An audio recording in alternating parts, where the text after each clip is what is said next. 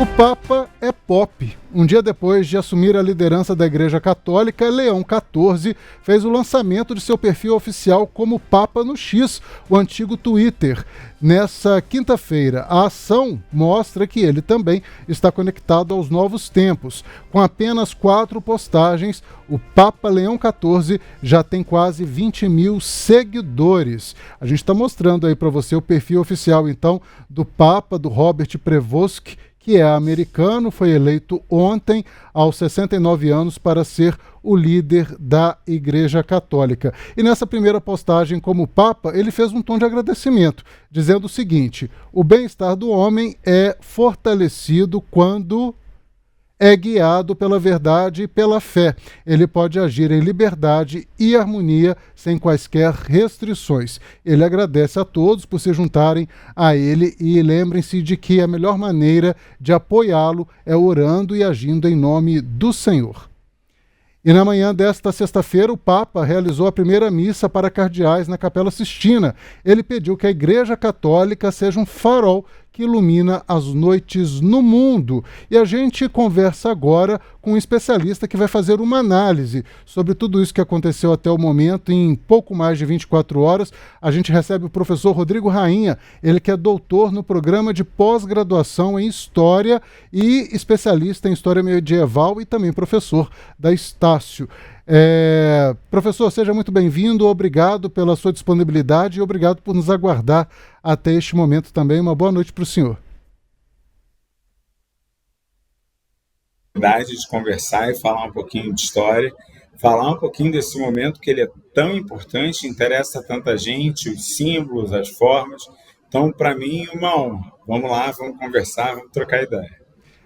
Professor, como o senhor recebeu a notícia de que nós temos um Papa americano e, principalmente, num momento tão adverso, né? A gente nunca teve um Papa americano na história, temos um presidente americano muito controverso que vem causando uma turbulência em todo o mundo, seja econômica, seja também balística, enfim. Como o senhor recebeu essa notícia de que temos um Papa americano e o que isso representa para os católicos e não católicos? Muito bom. Eu acho que a primeira grande coisa para a gente poder considerar é a trajetória. Para além do nascimento, as pessoas têm uma trajetória daquilo que elas fizeram na vida. E o Robert, agora Leão XIV, não se notabilizou por uma ação dentro das estruturas dos núcleos tradicionais americanos. Pelo contrário, boa parte da ação dele tem características pastorais, países da América Latina, em especial do Peru, e depois ele se configura como um sujeito de grande atuação no Vaticano. Então, o que a gente pode observar é que é um Papa que ele traz 2 características interessantes. Uma, a atuação pastoral, a maneira de lidar com o público em geral, que o aproxima de Francisco. 2, uma demanda que era considerada urgente da igreja, que fosse um líder mais administrativo, mais capaz de lidar com demandas e querelas graves desse chefe de Estado. Afinal, o Papa é um líder religioso, mas é também um chefe de Estado, dentro dessa relação com o Vaticano, muito representativo e tudo mais. E será que ele vai ter força para... Ele já se colocou em confronto com Donald Trump em outros momentos. Será que ele vai ter força agora como líder da Igreja Católica e como líder de Estado do Vaticano para ainda intermediar muito mais a favor dos imigrantes e de outras causas que são contrárias ao presidente americano? Me parece que a postura do Trump em relação aquilo que não é muito diretamente relacionado ao maior núcleo americano já é de afastamento. Então, apesar dele estar no funeral de Francisco, eu acredito que vai ser uma relação fria, com muitos pontos de provocação, mas pouca relação direta sobre as questões e as principais demandas. Tal qual como Francisco, a ideia de que existem muitas forças periféricas que são urgentes à sua atuação, vai deixar a crítica talvez um pouco mais velada. Como eu disse, me parece que ele tem enfrentamentos e problemas importantes que ele vai precisar priorizar. E mais, a própria escolha do nome dá uma ideia de que ele não quer ser o mais incisivo, mas sim que ele pretende um mandato mais diplomático. Então, não acredito em grandes conflitos, não. Certo. Ei, professor, boa noite, um prazer tê-lo conosco. Boa noite. Eu gostaria de saber do senhor em relação ao que se pode esperar desse Papa diante dos conflitos mundiais. Por exemplo, o Papa Francisco tinha uma intervenção, falas bastante duras em relação, por exemplo, à questão da imigração na Europa, os conflitos em Gaza. O que a gente pode esperar desse novo Papa? Esse é um ponto que eu acho muito... Assim, todo o processo de papado, a gente tende a não ter grandes rupturas, não é uma característica da igreja. A igreja costuma transitar mais lentamente. Então, talvez a gente não tenha a verve de Francisco, a intensidade de Francisco, mas uma mudança da postura em relação ao apoio pela paz, ao cuidado com núcleos em especial que estão em sofrimento maior em quadros de conflito, me parece que tende a ser uma força importante. Vamos lembrar, por exemplo, que no Peru ele enfrenta, durante os períodos de ditadura peruana, momentos bastante importantes e ele não deixou de se posicionar, ele não deixou de atuar politicamente. Então, não creio que seja um Papa que vai deixar de pontuar, talvez com menos intensidade do que as características do papado e da própria leitura das características de Francisco. Mas, por exemplo, há conflitos na Ucrânia, a preocupação com a população, conflitos em Gaza, a preocupação pela paz. Isso me parece que será uma tônica ainda recorrente com esse novo papado. Professora, a gente vai assistir agora, então, a sonora, um trecho de uma fala do Papa Leão XIV, que hoje pela manhã, na missa aos cardeais na Capela Sistina, ele pediu que a igreja seja luz no mundo.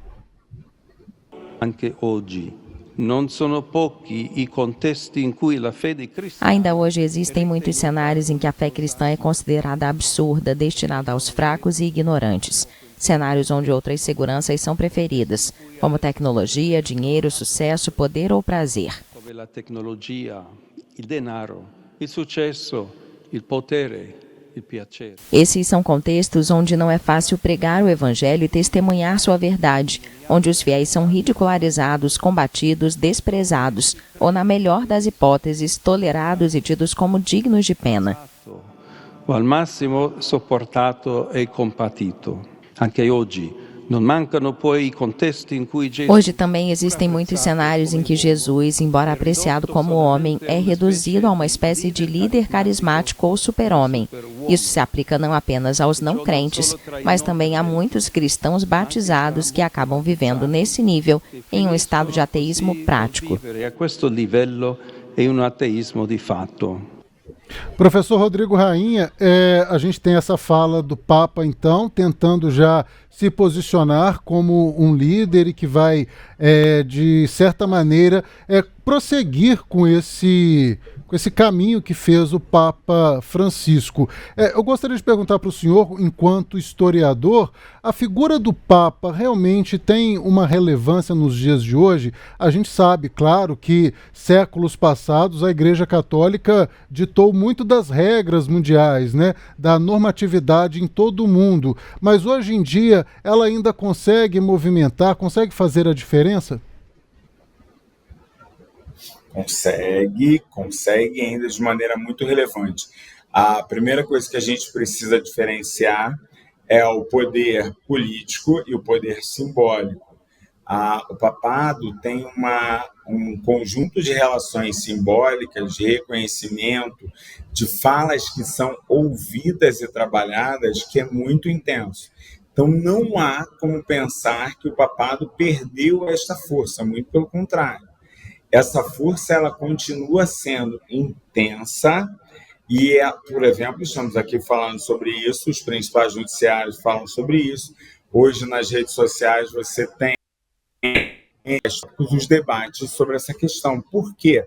Porque esta liderança é uma liderança que é ouvida, e só o fato dela ser ouvida já é um elemento representativo. Exemplo, vamos melhorar o ouvido e ver o que ele falou nesse primeiro pronunciamento. Ele claramente diz, olha, nós precisamos fortalecer a instituição. Não adianta dizer que é cristão ou ter uma relação com a cristandade, mas, na verdade, manter um conjunto de práticas que nada tem a ver com a relação. Ah, eu amo a tecnologia, eu amo o dinheiro, eu amo as grandes possibilidades. Essa não é a lição principal estabelecida pelo cristianismo pregado pela igreja. Então, não adianta propor uma vinculação distante. A vinculação tem que ser próxima. Notem, um Papa agostiniano que remete a um dos principais líderes da igreja, Agostinho de Hipona, que era fortemente institucionalista, propõe em seu primeiro discurso na primeira missa o fortalecimento do reconhecimento da instituição. Não vamos confundir aquilo que você imagina que seja o ideal ou o Jesus que passa pela sua cabeça e vamos compreender o Jesus dentro de um dogma, dentro de uma estrutura, dentro de uma interpretação, faz parte da igreja. Nota que nas entrelinhas do discurso a gente tem muito mais do que somente a reafirmação de algo que parece tão normal. Professor Rodrigo Rainha, doutor no programa de pós-graduação em História, historiador especialista em História Medieval e professor da Estácio. Rodrigo, quero muito agradecer a sua participação aqui. Uma pena que o senhor não está em Belo Horizonte, que seria ótimo recebê-lo aqui na nossa bancada para que a gente pudesse estender esse papo aí para meia hora, porque o senhor explica muito bem, mas por hora agradeço muito a sua participação. Eu é que agradeço, uma pena, eu amo Belo Horizonte, amo também a minha cidade, Rio de Janeiro, mas se no futuro tivermos oportunidade, falar de história para mim é sempre uma oportunidade, é sempre uma coisa que eu gosto bastante. Muito obrigado. Numa próxima a gente vai combinar melhor esse horário quando o senhor não estiver em aula e a gente vai fazer uma entrevista maior. Mas obrigado por enquanto, bom trabalho para o senhor aí no Rio de Janeiro. Muito obrigado. Vou agora para a minha aula, que é importante, não posso deixar meus alunos também esperando. Peça desculpa a eles por mim. Obrigado, professor. Até mais. Nada, até mais. Olha só, e o Papa Leão XIV já esteve no Brasil em algumas oportunidades, como a gente vem falando desde ontem no noticiário, apesar de ser americano, nasceu realmente lá nos Estados Unidos, mas ele viveu por muitos anos no Peru, inclusive se naturalizou peruano, ele tem dupla nacionalidade e por causa dos agostinianos, né, dessa ordem de Santo Agostinho, ele esteve em Belo Horizonte em algumas oportunidades. Inclusive a gente está mostrando para você. Olha só, quando ele esteve, se eu não me engano, no Colégio Santo Agostinho, em BH, tomando aí uma cervejinha. Ele é este que está do lado direito, aí também em outra ocasião. E a gente tem uma fala agora do Frei Luiz Antônio Pinheiro, que é responsável pela rede Luiz Agostinianos e prior provincial da província Nossa Senhora da Consolação do Brasil. O Frei Luiz explica como é ter um papa da mesma congregação e que conhece tão bem o Brasil. Leão XIV, o primeiro papa agostiniano da história. Para nós, os frades agostinianos, foi uma grande alegria receber essa notícia de que o nosso irmão Frei Robert Francis Prevost tornou-se o primeiro Papa agostiniano da história. Eu o conheço desde 1985, em Lima, no Peru, quando ele voltava do seu doutorado em Direito Canônico de Roma. Ele tinha 30 anos, eu tinha 21 anos, ainda era estudante de teologia. E em outras ocasiões eu encontrei também nas atividades da ordem, nos capítulos gerais, nas assembleias gerais, e sempre se mostrou uma pessoa assim muito próxima, muito afável, de muito diálogo, de muita escuta. Ele esteve em mais de 50 países do mundo, nas várias missões da ordem, foi missionário no Peru por mais de 18 anos, depois também bispo da Diocese de Chiclayo. É um papa estadunidense, mas que tem um coração latino-americano. Aliás, foi muito interessante que ontem, no seu primeiro discurso, ele falou em italiano, poderia ter falado em inglês, mas se identificou claramente com a América Latina, com os migrantes. Ele também defendeu toda a situação dos migrantes nos Estados Unidos. É um Papa que está se pronunciando sobre a paz, sobre a necessidade de construir pontes. Tenho certeza que a partir do estilo agostiniano que ele tem, centrado na busca inquieta de Deus, no estilo de vida comunitária, na disponibilidade para dialogar com o mundo, com servir a igreja, trará uma grande contribuição. Então manifesto essa grande alegria de ter um confrade agostiniano no Supremo Governo da Igreja, que certamente vai ser continuidade do pontificado do Papa Francisco, nessa dimensão de uma igreja que caminha junto, que quer construir pontes, que é missionária, que vai em busca daquelas pessoas que estão mais sofridas e que quer acolher a todos. Viva o Papa Leão XIV, um Papa agostiniano.